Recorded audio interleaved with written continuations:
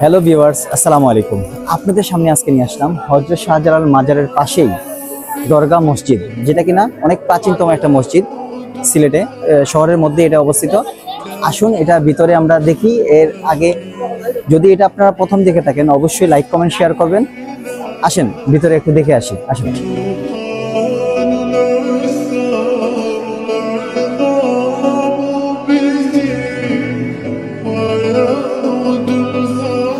ইতিহাসের দিকে তাকালে বোঝা যায় এটা অনেক পুরনো একটা মসজিদ।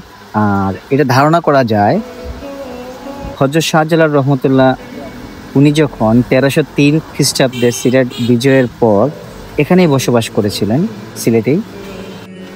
ওনার ইন্তেকালের পর বিভিন্ন শাসক এবং বক্তারা এটাকে অনেক সুন্দর করে সংস্করণ করা হয়। আর এটা হচ্ছে হলো মাজারের পাশেই মসজিদটি। মসজিদটি অনেক সুন্দর একটা মসজিদ,